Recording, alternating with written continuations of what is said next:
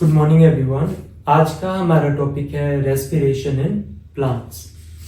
तो नॉर्मली लोग क्या बिलीव करते हैं कि taking in oxygen and releasing carbon dioxide, हम उसे क्या बोलते हैं, रेस्पिरेशन। लेकिन वो रेस्पिरेशन नहीं है। इनहेलिंग ऑक्सीजन यानी कि सांस, टेकिंग इन ऑक्सीजन और एक्सेलिंग कार्बन डाइऑक्साइड मतलब ब्रीद आउट करना कार्बन डाइऑक्साइड गैस को, ये ब्रीदिंग है, ये रेस्पिरेशन नहीं है। हम एक्चुअली इनहेल ऑक्सीजन नहीं करते। हम एक्चुअली क्योंकि बाहर हमारे ऐसे तो नहीं है, यहाँ सिर्फ ऑक्सीजन है। यहाँ जो एयर है इसकी 78% कॉम्पोजिशन नाइट्रोजन है, 21% कॉम्पोजिशन इसकी ऑलमोस्ट क्या है, ऑक्सीजन, और बाकी रेस्ट ऑफ दी गैसेस। तो हम इनहेल कर रहे हैं एयर रिच इन ऑक्सीजन, जो कि हवा जो कि रिच है ऑक्सीजन में। और हमारी बॉडी में जैसे हर एक सेल के पास ये ऑक्सीजन जाएगी, वहाँ रेस्पिरेशन होएगा। रेस्पिरेशन में कार्बन डाइऑक्साइड गैस इवॉल्व होती है, तो वो कार्बन डाइऑक्साइड रिच एयर को हम बाहर एक्सेल करते हैं। तो हम एक्सेल क्या करते हैं, एयर जो कि रिच है कार्बन डाइऑक्साइड में, और इनहेल हम क्या करते हैं, एयर जो कि रिच है ऑक्सीजन गैस में। तो और इस प्रोसेस को हम क्या बोलते हैं, ब्रीदिंग। ये रेस्पिरेशन नहीं है। अब रेस्पिरेशन क्या है, अगर हम सिंपल लैंग्वेज में बोलेंगे कि फूड का ब्रेकडाउन होएगा और उसमें जो बहुत सारे अमाउंट में एनर्जी रिलीज होएगी, उसे ही हम क्या बोलते हैं, रेस्पिरेशन। अब इसको हम थोड़ा सा कॉम्प्लेक्स फॉर्म में बोलेंगे तो respiration involves biological oxidation of organic molecules, यानी कि ऑर्गेनिक मॉलिक्यूल्स यानी कि फूड, जो कि हमारे कार्बोहाइड्रेट्स हो सकता है, फैट हो सकता है। तो रेस्पिरेशन क्या है, बायोलॉजिकल ऑक्सीडेशन है ऑर्गेनिक मॉलिक्यूल्स का। तो जो हमारे ऑर्गेनिक मॉलिक्यूल्स हैं उनके अंदर क्या होती है, कार्बन कार्बन बॉन्ड। तो जितना भी उसमें कार्बन कार्बन है वो कार्बन ऑक्सीजन के साथ कंबाइन कर जाएगा। जब इसका ब्रेकडाउन होएगा जब ब्रेकडाउन होएगा ऑर्गेनिक मॉलिक्यूल्स का यानी फूड का, तो ये कार्बन कार्बन की बॉन्ड टूट जाएगी और ये कार्बन ऑक्सीजन के साथ मिल जाएगा। तो ऑक्सीजन के साथ ये कार्बन मिलेगा तो वो क्या होएगा, ऑक्सीडेशन। और जब कार्बन ऑक्सीजन के साथ मिलेगा तब कौन सी गैस बनेगी, कार्बन डाइऑक्साइड गैस बनेगी। और ये जो प्रोसेस है लिविंग थिंग्स में एंजाइम्स की मदद से होता है। ये ऑक्सीडेशन का जो प्रोसेस है लिविंग थिंग्स में वो एंजाइम्स की मदद से होता है, इसलिए हमने वर्ड यूज कर दिया आगे बायोलॉजिकल। और जब ये प्रोसेस है, जब कार्बन कार्बन की बॉन्ड टूटती है तब बहुत हाई अमाउंट में एनर्जी रिलीज होती है। और इस एनर्जी जो रिलीज हो रही होती है इसको हम एटीपी की फॉर्म में ट्रैप कर लेते हैं। So respiration involves biological oxidation of organic molecules, that is food. और इसमें होता क्या है, breaking up of that is breaking up of carbon-carbon bonds using enzymes, resulting in the release of energy in the form of ATP. अब जो energy release हुई है respiration के दौरान, उसमें से सिर्फ 45% एनर्जी को ही हम ट्रैप करते हैं इन द फॉर्म ऑफ एटीपी। बाकी जितनी भी एनर्जी है वो लॉस्ट हो जाती है इन the form of heat. Only 45% of the energy is trapped in the form of ATP, जो कि हमारे बाकी जितनी भी केमिकल रिएक्शन, मेटाबॉलिक एक्टिविटीज हमारी बॉडी में हो रही है तब इसका यूजअप हो जाता है जहां पर भी और जब भी ये रिक्वायर्ड है। whenever and wherever the ATP is required, वहां पर ये यूजअप हो जाएगी। इसीलिए हम ATP को energy currency of the cell भी बोलते हैं, because it is used up whenever and wherever it is required। और बाकी 55% ऑफ एनर्जी जो कि रेस्पिरेशन के दौरान रिलीज होती है वो 55% यहां लिखा हुआ है, बाकी 55% ऑफ द एनर्जी वो लॉस्ट हो जाएगी इन द फॉर्म ऑफ हीट। बाकी हीट की फॉर्म में सारी की सारी एनर्जी क्या हो जाएगी, लॉस्ट हो जाएगी। अब जो रेस्पिरेशन प्रोसेस है उसमें हमारा फूड का ब्रेक डाउन कर रहे हैं, तो जो रेस्पिरेशन जो भी कंपाउंड्स फूड का ब्रेक डाउन या फिर फूड का ऑक्सीडेशन हो रहा है, तो जो भी कंपाउंड जो कि ऑक्सीडाइज हो रहे हैं during the process of respiration, उसको हम क्या बोलते हैं, रेस्पिरेटरी सबस्ट्रेट्स। अब रेस्पिरेटरी सबस्ट्रेट हम कार्बोहाइड्रेट भी हो सकता है, फैट भी हो सकता है, प्रोटीन भी हो सकता है। अब जो इसका प्रेफरेंशियल ऑर्डर है, हम किसको प्रेफर करते हैं, हमारी बॉडी किसको प्रेफर करेगी एज अ रेस्पिरेटरी सबस्ट्रेट, तो सबसे ज्यादा हमारी बॉडी जिसको प्रेफर करती है वो है कार्बोहाइड्रेट्स, उसके बाद फैट्स और उसके बाद प्रोटीन्स। तो ये है सीक्वेंस या फिर प्रेफरेंशियल ऑर्डर ऑफ सबस्ट्रेट्स या फूड फॉर रेस्पिरेशन। और amount of energy release during respiratory substrates. अब मान लो हर ग्राम 1 ग्राम ऑफ हमारे पास फैट है, 1 ग्राम हमारे पास प्रोटीन है, 1 ग्राम हमारे पास कार्बोहाइड्रेट है, इन तीनों का हमने अलग अलग रेस्पिरेशन कराया और तीनों में जितनी एनर्जी रिलीज हुई हमने उसकी कैलोरीफिक वैल्यू ली। तो सबसे ज्यादा जो कैलोरीफिक वैल्यू आई थी वो थी फैट की, उसके बाद प्रोटीन की और उसके बाद कार्बोहाइड्रेट की। तो सबसे ज्यादा एनर्जी किसकी रिलीज होती है ड्यूरिंग जब रेस्पिरेटरी सबस्ट्रेट हम क्या लेते हैं, फैट, उससे कम प्रोटीन और उससे भी कम carbohydrates. During respiration, energy is released in a series of slow stepwise reactions controlled by enzyme and is trapped in as chemical energy in the form of heat. Respiration के दौरान जो energy है वो किसी एक सिंगल स्टेप पे release नहीं हो रही, वो बहुत रेस्पिरेशन एक मल्टी स्टेप प्रोसेस है जो कि एंजाइम्स के साथ कंट्रोल्ड है। तो उस ये जो मल्टी स्टेप्स है उसमें कोई एनर्जी एक स्टेप पे बन रही है, कोई किसी और स्टेप पे बन रही है, कोई किसी और स्टेप पे बन रही है। इसका ये फायदा भी है, अगर सिर्फ सिंगल स्टेप पे ही सारी एनर्जी रिलीज हो रही होती तो हम उसको ट्रैप ना कर पाते उतनी एफिशिएंसी से इन द फॉर्म ऑफ एटीपी, क्योंकि ये बहुत मल्टी स्टेप प्रोसेस है, स्लो स्टेप है, इसीलिए हम एनर्जी को बेटर तरीके से ट्रैप कर पा रहे हैं इन दी फॉर्म ऑफ एटीपी। अगर एक स्टेप नहीं होता तो ज्यादातर एनर्जी हीट की फॉर्म में लूज हो जाती, हम उसको ट्रैप ना कर पाते इन दी फॉर्म ऑफ एटीपी। तो रेस्पिरेशन एक series of slow step reactions है जो कि एंजाइम्स के साथ कंट्रोल्ड है और जो एनर्जी जो रिलीज हो रही है, एनर्जी रिलीज वो ट्रैप हो रही है as a chemical energy in the form of ATP, in the form of ATP, ATP की फॉर्म में वो ट्रैप हो रही है।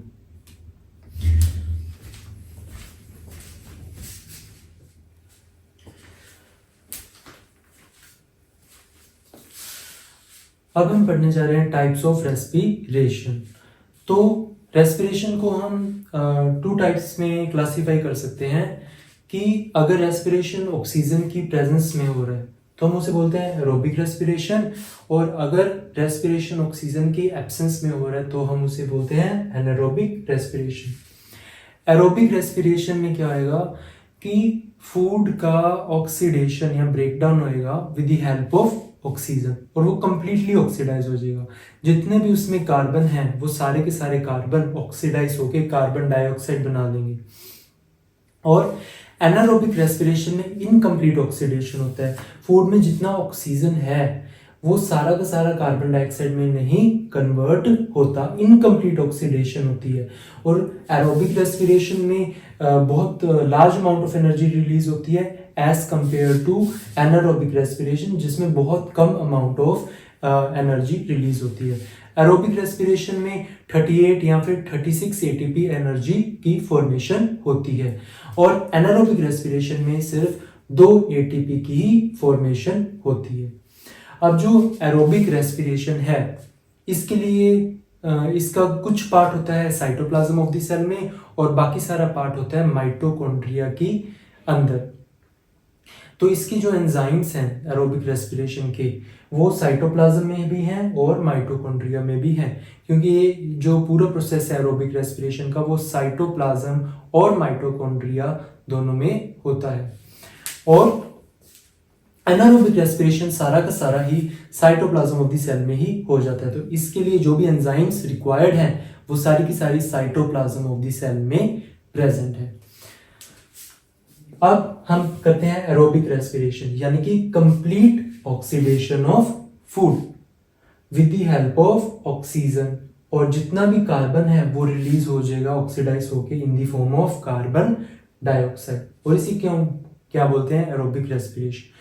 और इसकी जो केमिकल इक्वेशन है वो इस तरह से है, हमने फूड लिया है carbohydrate that is glucose C6H12O6, oxygen की प्रेजेंस में इसका हम ब्रेक डाउन करें। अब जितना कार्बन है फूड में, कितने 6 कार्बन, तो 6 का 6 कार्बन ही कार्बन डाइऑक्साइड की फॉर्म में रिलीज होगा।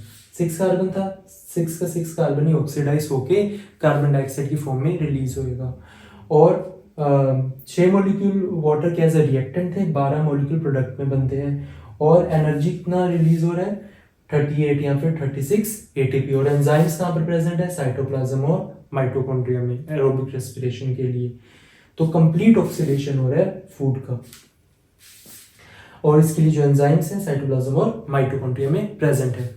और उसके बाद एनारोबिक रेस्पिरेशन यानी कि इनकम्प्लीट ऑक्सीडेशन, जो हमारा फूड है उसको ऑक्सीडाइज होके या तो अल्कोहल बन जाएगा या कोई ऑर्गेनिक एसिड बन जाएगा जैसे कि लैक्टिक एसिड, या वो उसकी इनकम्प्लीट ऑक्सीडेशन होके अल्कोहल बन जाएगा। और सारा का सारा कार्बन इसमें in the form of CO2 release नहीं होएगा, उसको हम पढ़ेंगे अभी। लेकिन जो ये क्या है इनकम्प्लीट ऑक्सीडेशन है, और जो ऑक्सीडेशन हो रही है वो भी एब्सेंस ऑफ ऑक्सीजन में हो रही है, ऑक्सीजन नहीं है। और ऑक्सीडेशन होके इनकम्प्लीट ऑक्सीडेशन होके बन क्या रहा है, या तो अल्कोहल बनेगा या कोई ऑर्गेनिक एसिड जैसे कि लैक्टिक एसिड वो बन जाएगा, और without the use of oxygen. और during it most of the energy is release in the form of heat, और जितनी भी एनर्जी है ड्यूरिंग दिस एनारोबिक रेस्पिरेशन वो ज्यादातर हीट के फॉर्म में लॉस्ट हो जाती है इन दी फॉर्म, क्योंकि हीट की फॉर्म में रिलीज हो रही है इसलिए वो ज्यादातर क्या हो जाती है लॉस्ट। और ये साइटोप्लाज्म ऑफ द सेल में होता है। बेसिकली एनारोबिक रेस्पिरेशन 2 टाइप्स का होता है, वो हम बाद में पढ़ेंगे जब हम इसको डिटेल में करेंगे। लेकिन यहाँ थोड़ा सा ओवरव्यू आपको, क्योंकि इंट्रोडक्शन करवा रहा हूँ तो ओवरव्यू है। तो एक तो मतलब इनकम्प्लीट ऑक्सीडेशन होके कोई ऑर्गेनिक एसिड बन गया जैसे कि लैक्टिक एसिड, और दूसरा क्या है incomplete oxidation in the absence of oxygen हो रहा है और हमारे पास क्या बन रहा है अल्कोहल बन रहा है, जैसे यहाँ पर इथेनॉल बन रहा है। दोनों ही स्टेप्स में, दोनों ही टाइप्स ऑफ एनारोबिक में एंजाइम्स कहाँ पे प्रेजेंट है साइटोप्लाज्म में, दोनों ही साइटोप्लाज्म में ही कंप्लीटली हो रहे हैं। पहला जैसे कि लैक्टिक एसिड एनारोबिक रेस्पिरेशन हम इसे बोलते हैं। इसमें क्या होता है कि ग्लूकोज का इनकम्प्लीट ऑक्सीडेशन होके लैक्टिक एसिड बन गया और 2 ATP इसमें रिलीज होती है, और एंजाइम सारे साइटोप्लाज्म में। दूसरा क्या है कि ग्लूकोज दैट इज फूड, उसका इनकम्प्लीट ऑक्सीडेशन होके अल्कोहल बन गया और 2 मॉलिक्यूल कार्बन डाइऑक्साइड के और 2 ही ATP बनते हैं। अब इसमें देखिए 6 कार्बन्स हैं फूड में, जिसमें से 4 तो अभी इथेनॉल में ही प्रेजेंट है, लेकिन सिर्फ इसमें से 2 कार्बन्स की ही ऑक्सीडेशन होके कार्बन डाइऑक्साइड बना, तो इनकम्प्लीट ऑक्सीडेशन है। वहां पर सारा का सारा कार्बन ही रिलीज हो रहा था इन the form of carbon dioxide. इसे हम बोलते हैं अल्कोहलिक एनारोबिक रेस्पिरेशन, इसे हम बोलते हैं लैक्टिक एसिड एनारोबिक रेस्पिरेशन। दोनों को ही हम बाद में डिटेल में पढ़ेंगे।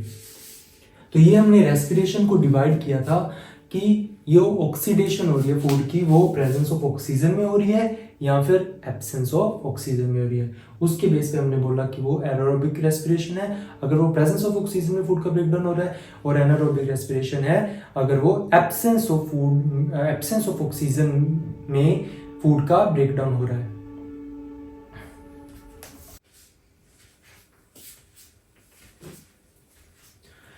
अब हम रेस्पिरेशन को डिवाइड कर रहे हैं 2 पार्ट्स में। वन इज फ्लोटिंग रेस्पिरेशन और फिर है प्रोटोप्लाज्मिक रेस्पिरेशन। पहले हमने डिवाइड किया था कि रेस्पिरेशन ऑक्सीजन की प्रेजेंस में हो रही है कि एब्सेंस में हो रही है। प्रेजेंस में तो एरोबिक और एब्सेंस ऑफ ऑक्सीजन में अगर रेस्पिरेशन हो रही है तो एनारोबिक। अब हम करें रेस्पिरेशन को divide on the basis of respiratory substrate, यानी कि जो फूड जो ऑक्सीडाइज हो रहा है रेस्पिरेशन प्रोसेस में वो कौन सा फूड है, वो स्टोर्ड फूड मटेरियल है या फिर वो नॉन स्टोर्ड फूड मटेरियल है। तो अगर हमारा रेस्पिरेटरी सबस्ट्रेट कार्बोहाइड्रेट है या फैट है, यानी कि जो फूड रेस्पिरेशन में ऑक्सीडाइज हो रहा है, जो फूड जिसका ब्रेकडाउन हो रहा है रेस्पिरेशन के दौरान, वो अगर कार्बोहाइड्रेट है या फिर अगर वो फैट है, तो हम उस रेस्पिरेशन को बोलते हैं फ्लोटिंग रेस्पिरेशन। इसको हम फ्लोटिंग रेस्पिरेशन इसलिए बोलते हैं क्योंकि इसमें हमारा जो रेस्पिरेटरी सबस्ट्रेट है वो रिजर्व फूड मटेरियल है, ना कि कोई ऐसी चीज जो कि हमारी बॉडी को बना रही है, हमारे सेलुलर कंपोनेंट्स नहीं है। रिजर्व फूड मटेरियल को हम यूज कर रहे हैं, इसलिए हम उसे बोलते हैं फ्लोटिंग रेस्पिरेशन। अब हमारे शरीर के अंदर कार्बोहाइड्रेट्स यानी कि ग्लूकोज स्टोर होता है ग्लाइकोजन की फॉर्म में, और फैट्स भी हमारी बॉडी में स्टोर होते हैं। तो हमारी बॉडी में लेकिन protein as a reserve food material store नहीं होता। हमारी बॉडी में प्रोटीन स्टोर नहीं होता। प्रोटीन जो है हम उसे building blocks of the body बोलते हैं। वो हमारे शरीर के ग्रोथ में, डेवलपमेंट में और रिपेयर वगैरह में, उस सब में प्रोटीन हमारी मदद करते हैं। प्रोटीन हमारे शरीर के प्रोटोप्लाज्म को बनाता है, तो वो हमारा बिल्डिंग ब्लॉक है, वो हमारी बॉडी में प्रेजेंट है, लेकिन as a reserve food material वो प्रेजेंट नहीं है।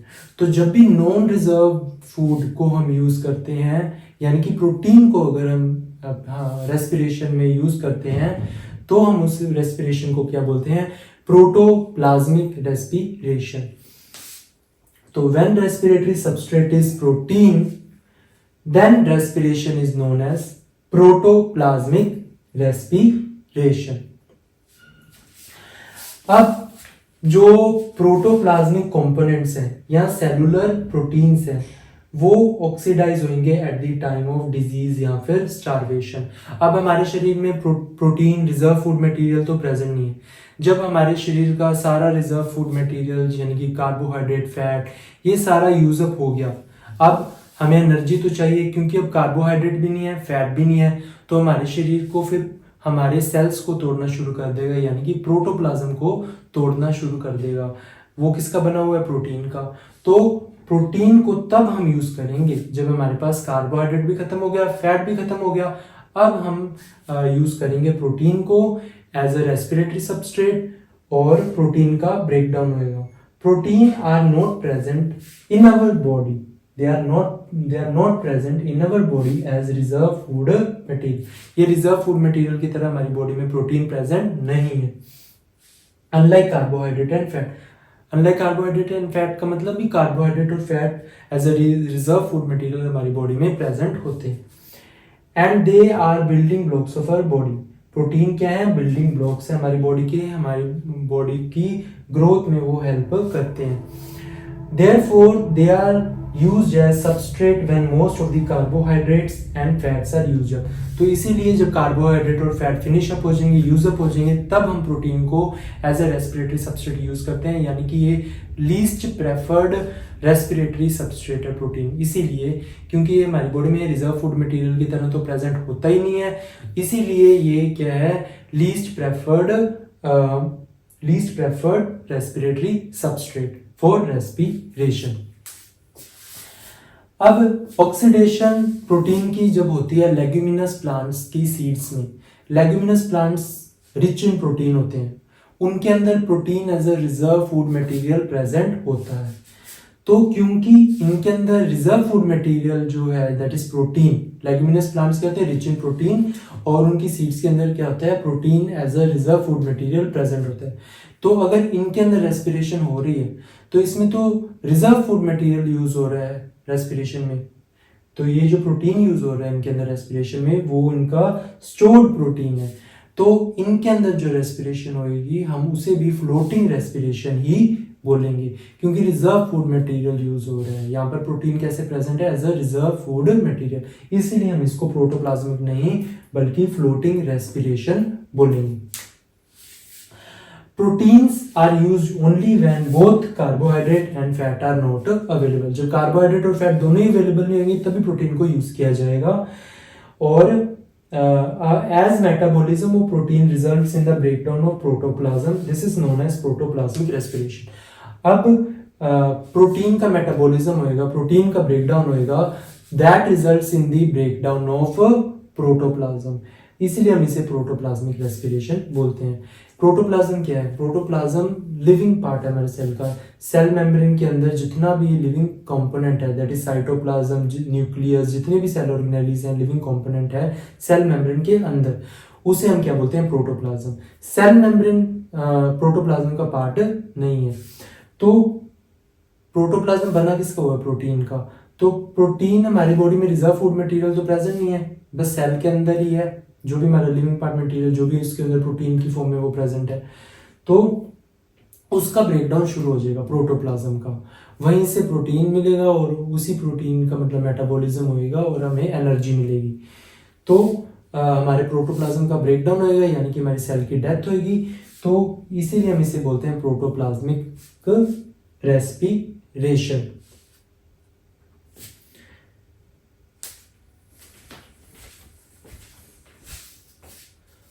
सो डू प्लांट्स ब्रीथ? तो ऑब्वियसली प्लांट्स ब्रीथ, तभी मतलब एक्सचेंज ऑफ गैसेस हो रहा है। लेकिन जैसे हमें एक्सचेंज ऑफ गैसेस के लिए पूरा एक सिस्टम है, जैसे हम रेस्पिरेटरी सिस्टम बोलते हैं, हमारे नोज से, फिर विंड पाइप से होके ट्रैकिया, ब्रोंकियोल्स, एल्वियोलाई, तो पूरा लंग्स, तो ये हमारे अंदर एक पूरा सिस्टम है, कॉम्प्लेक्स सिस्टम है। स्पेशलाइज्ड ऑर्गन्स हैं एक्सचेंज ऑफ गैसेस के लिए, दैट इज लंग्स। लेकिन प्लांट्स में ऐसे कोई स्पेशलाइज्ड ऑर्गन्स नहीं है फॉर एक्सचेंज ऑफ गैसेस। तो उसके पीछे कारण क्या है, उसको हम आज स्टडी करेंगे। तो plants do not have any specialized organs like lungs, but they have stomata and lenticels for this purpose. Stomata आपको पता है ये लीव्स पे मोस्टली प्रेजेंट होते हैं। तो स्टोमेटा के थ्रू ये कवरिंग ओपनिंग होती है, जो कि मतलब ये कवर्ड होती है बाय गार्ड सेल्स। तो स्टोमेटा और लेंटिसल, लेंटिसल्स भी लेंस लाइक ओपनिंग्स हैं। ये लेंस की शेप में ओपनिंग्स होती हैं, जो कि mostly woody parts of plants, stems में ये प्रेजेंट होती है। रूट्स पे भी ये प्रेजेंट होते हैं और दोनों के through he exchange of gases होती है। एटमॉस्फेयर से अंदर को गैस जाएगी और अंदर से बाहर की तरफ एक्सचेंज ऑफ गैसेस होंगे। तो जो भी स्पेशलाइज्ड ऑर्गन्स जैसे कि लंग्स हमारे में काम करते हैं एक्सचेंज ऑफ गैसेस का, वो सारा काम प्लांट्स में स्टोमेटा और लेंटिसल्स कर देते हैं। कोई ऐसे कॉम्प्लेक्स स्पेशलाइज्ड ऑर्गन नहीं है इनके अंदर। तो रीजंस क्या हो सकते हैं उनको हम स्टडी करते हैं for the absence of respiratory organs in plants. तो पहला रीजन क्या है कि प्लांट्स, हर एक प्लांट का पार्ट उसकी जो भी गैशियस नीड है उसकी वो खुद से ही मतलब सब कुछ वो उसका इंतजाम कर सकता है। उसको किसी और पार्ट पे डिपेंडेंट वो नहीं है। सपोज ये है लीफ ए और इस साथ में है लीफ बी, तो इसकी लीफ ए की जो भी गैशियस एक्सचेंज की नीड्स हैं वो इसके स्टोमेटा पूरे कर देंगे, और इसकी जो भी गैशियस एक्सचेंज की नीड्स हैं ये लीफ बी की, वो इसके स्टोमेटा पूरी कर देंगे। यहाँ से ऑक्सीजन इसमें नहीं जाएगी और यहाँ से ऑक्सीजन इसमें नहीं जाएगी, दोनों के ही स्टोमेटा इसकी अपनी नीड्स को पूरा कर देंगे। तो हर प्लांट का पार्ट उसके पास स्टोमेटा है या लेंटिसल्स होंगे जो कि उसकी नीड्स को पूरा कर देंगे। वो किसी और प्लांट पार्ट के ऊपर डिपेंडेंट नहीं होएगा फॉर द गैशियस एक्सचेंज। तो plants, each plant take care of its own gaseous needs because each plant part has stomata या फिर lenticels for its gaseous needs। तो उनकी इतनी सी gaseous needs की requirement होती, इतनी ज़्यादा नहीं होती कि उनके जो स्टोमेटा और लेंटिसल्स हैं वही उसे पूरा कर देते हैं उन नीड्स को, उसको किसी और पार्ट पे डिपेंडेंट नहीं होना पड़ता। सेकंड रीजन क्या है कि प्लांट्स जो हैं उनकी ग्रेट डिमांड्स नहीं है गैशियस एक्सचेंज के लिए। प्लांट्स का जो रूट्स हैं, स्टेम्स हैं, लीव्स हैं, वो रिस्पायर करते हैं at a very low rate compare to what animals do. इनकी जो रेस्पिरेशन का रेट है वो बहुत कम है as compare to the animals. तो इनका रेस्पिरेशन नीड रेट कम क्यों है? क्योंकि इनकी इतनी रिक्वायरमेंट ही नहीं है इनको गैशियस एक्सचेंज की। और फोटोसिंथेसिस के वक्त इनकी गैशियस जो एक्सचेंज की रिक्वायरमेंट है वो काफ़ी ज़्यादा होती है फोटोसिंथेसिस के वक्त, और फोटोसिंथेसिस ज़्यादातर लीव्स पे होती हैं। और लीव्स पे बहुत सारे स्ट्रोमेटा होते हैं, वो जो स्ट्रोमेटा हैं वही उसकी जितनी भी गैसियस एक्सचेंज की रिक्वायरमेंट है उसको वो पूरा कर देते हैं। तो इनकी कोई गैसियस एक्सचेंज की कोई ग्रेट डिमांड्स नहीं है, रेस्पिरेशन रेट कम है as compare to animals.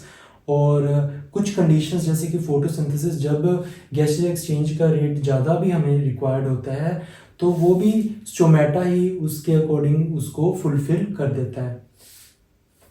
Plants do not have great demands for gaseous exchange. Root stems and leaves respire at rate far lower than animals do. Only during photosynthesis are large volume of gases exchanged, and each leaf is well adapted to take care of its own needs during these periods. तो ये था हमारा second point. अब third point क्या है कि जो distance जिसके थ्रू गैसेस ने डिफ्यूज करना होता है वो काफी बड़ा नहीं है।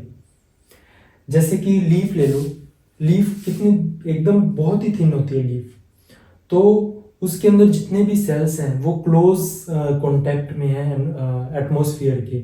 तो लीफ के जो भी सेल्स हैं वो सरफेस के प्लांट के क्लोज कांटेक्ट में है। तो गैस में कितना को डिस्टेंस कवर करना होगा लीफ में, ये लीफ है, एटमॉस्फेयर से लीफ के अंदर कितना को डिस्टेंस कवर करना होगा, बहुत कम। तो डिस्टेंस जिसका गैसेस ने डिफ्यूज करना होता है वो काफ़ी बड़ा नहीं होता प्लांट्स में। और चाहे हम लार्ज बल्कि प्लांट्स ले लें तो उनमें भी इतना नहीं होता। जैसे कोई थिक बार्क है किसी प्लांट की, उसके ऊपर तो उसकी डेड कवरिंग है, दैट इज बार्क। बार्क के जस्ट बीनीथ ही लिविंग सेल्स होंगे थिन लेयर्स में, लिविंग टिश्यूज होंगे थिन लेयर्स में। और जो बार्क है उसके ऊपर ओपनिंग्स होती हैं लेंटिसेल्स, लेंस लाइक ओपनिंग्स, उसके थ्रू गैसेस डिफ्यूज होकर लिविंग टिश्यू तक पहुंच जाते हैं। और जो डीप इंटीरियर है प्लांट का बार्क का वो डेड सेल्स ही होते हैं वहां पर, और डेड सेल्स को तो किसी गैसियस एक्सचेंज की रिक्वायरमेंट ही नहीं है। जो भी लिविंग सेल्स है वो पेरिफेरी पे जो डेड पार्ट है बार्क उसके जस्ट बीनीथ होते हैं लिविंग सेल्स। तो वहां तक लेंटिसेल्स के थ्रू ही जो भी उसकी गैसियस रिक्वायरमेंट, एक्सचेंज की रिक्वायरमेंट है वो लेंटिसेल्स पूरी कर देते हैं। और जो डीप इंटीरियर है वहां पर भी डेड सेल्स है। तो फिर मतलब जितने भी लिविंग सेल्स हैं वो क्लोज कांटेक्ट में हैं to the surface of the plant, और सरफेस ऑफ द प्लांट पे ओपनिंग्स हैं स्टोमेटा और लेंटिसेल्स, और वो उसकी सारी की सारी गैसियस एक्सचेंज की रिक्वायरमेंट को पूरा कर देते हैं। The distance that gases must diffuse even in large bulky plants is not great. Each living cell in a plant is located quite close to the surface of plant. हर एक जो living cell है वो surface of the plant के close proximity में है, उसके बिल्कुल पास में है। In stems, living cells are organized in thin layers inside and beneath the bark. जो bark है, जो trunk है प्लांट का, उसमें bark के जस्ट नीचे ही लिविंग सेल्स होंगे थिन लेयर्स में, और इनके ऊपर बार के ऊपर ओपनिंग्स होती हैं लेंटिसेल्स, और cells in the interior are dead, and जो इंटीरियर में सेल्स हैं वो डेड है, उनसे किसी गैसियस एक्सचेंज वहां पर तो फिर होएगा ही नहीं। वो उनका डेड सेल्स का काम सिर्फ और सिर्फ क्या है कि मैकेनिकल सपोर्ट प्रोवाइड करना प्लांट को। तो ये रीजंस थे कि प्लांट्स को कोई स्पेशलाइज्ड ऑर्गन जैसे कि लंग्स उसकी रिक्वायरमेंट नहीं है फॉर गैसियस एक्सचेंज।